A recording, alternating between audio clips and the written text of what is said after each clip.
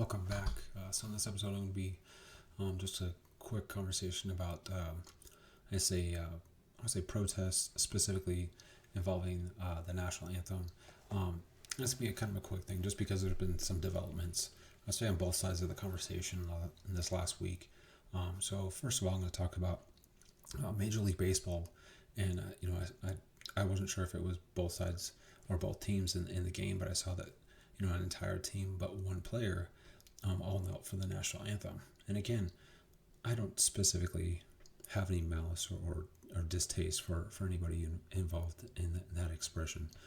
Trying to bring awareness to injustices, because again, I think it's important to not derail a cause simply because an individual's cause, my cause, is being overlooked or misunderstood. Because again, I understand that not everyone views the national anthem and views the flag as a representation of the military.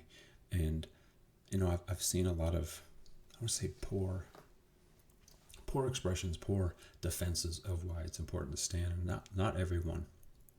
But again, there was, I've seen dialogue going on I can't remember if it was CNN or Fox or whatever, where, one side was saying, it's not about disrespecting the military, it's not about disrespecting the country, it's about, bringing awareness to injustices. And then I saw the rebuttal was that summarizing that it was the same, kneeling during the national anthem was the same thing as cracking open a beer during a church service. I find that highly disrespectful to that cause, because again, that they're just trying to bring awareness and action to injustices, which is a noble cause. But again, I think it's important to realize, even though you're not intending to, that you are detracting from an already noble cause, which is honoring the military and their families and those who have given their lives for this country. Because again, how I viewed kneeling during the national anthem is I feel like that's giving a eulogy for a person, a noble person, a person that needs to be remembered, but you're doing so at another man's funeral. So again, I think it's important to make that understanding that I think, it's important to use what we can to push forward our causes, but at the same hand, realize even if it's unintentional, if we're hurting other people, if we're detracting from other people's pain. And again, so I'll move on to the part that really upset me, that I feel like needs to be addressed, is the WNBA. So during the WNBA, when the national anthem was being played or being sung, the team walked out during the middle of it, and that I found utterly disgraceful. I found that horribly painful and disrespectful to myself, to other Gold Star family members, and to vets, because I can appreciate the intent and the intent of respect for kneeling, because I do realize that kneeling is an expression of respect towards fallen military. But at the same hand, how I make that distinction that it's not being intended for that. If the players were kneeling for an intent to respect the military, I can appreciate that. But the fact that they're kneeling to bring attention to injustices, that's not their intent. Isn't to show respect. But again, I'm appreciating that I'm not saying their intent. What they're accomplishing is not to bring attention to the military. It's to bring attention to injustices.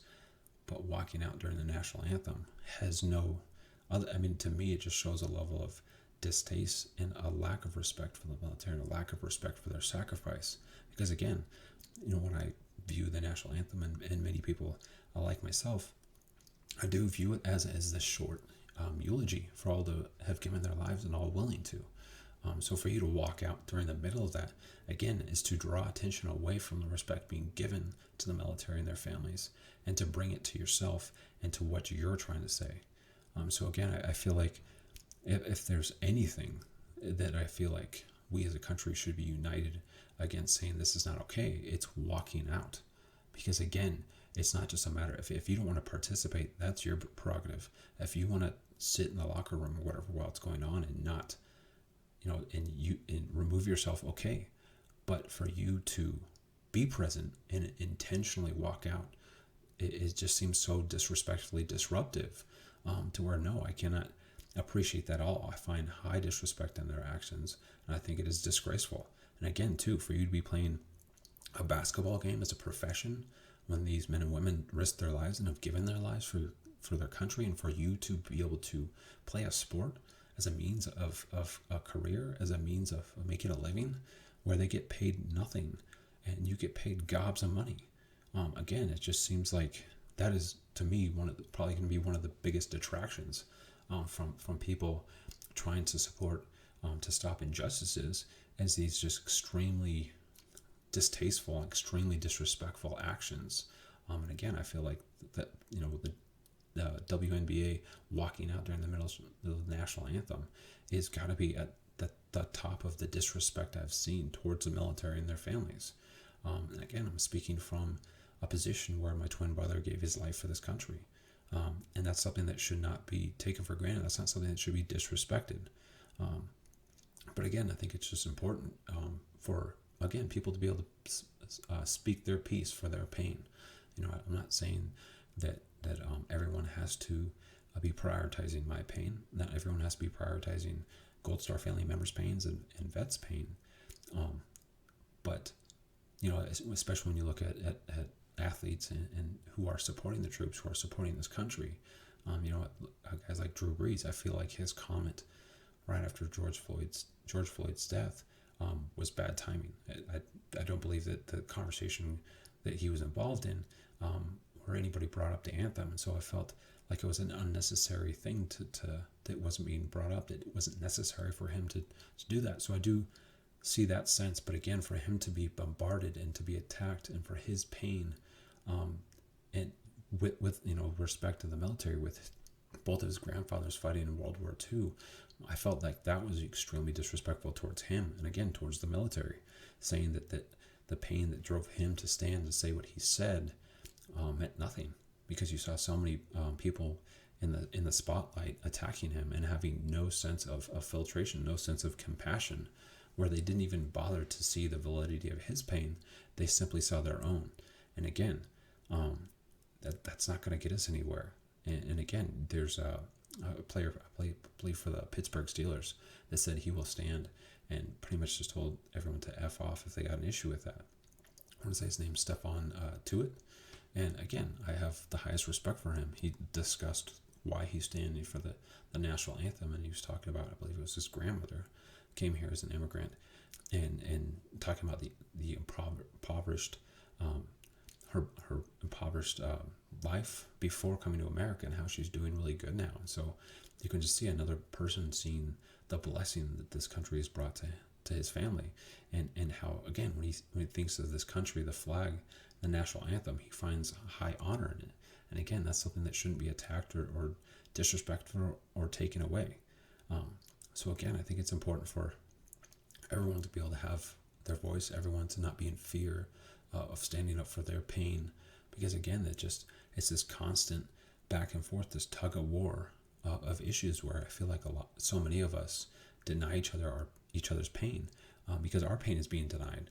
And again, that gets us nowhere. That gets us exactly where we've been, which is just this stalemate where we don't move forward, where we don't find it, what works to heal.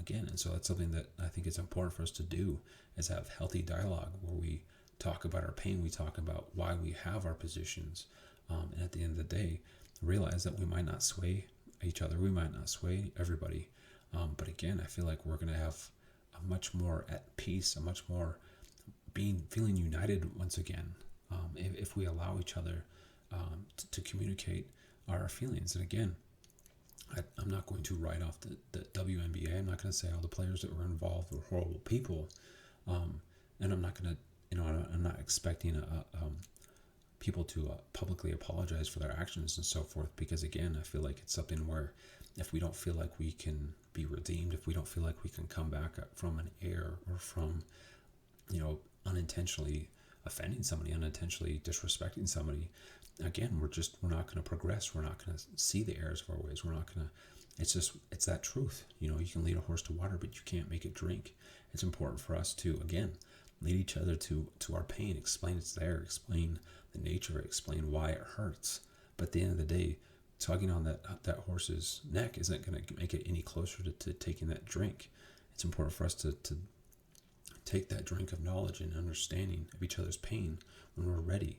And I feel like the more compassion, the more understanding we approach each other, the more apt we will be about taking that first drink.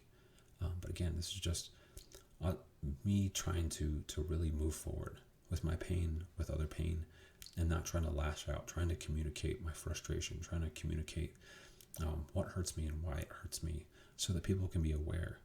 And again, just me understanding that maybe it won't change a lot of hearts, but if I can change, 1, 2, 10, then it was worth it.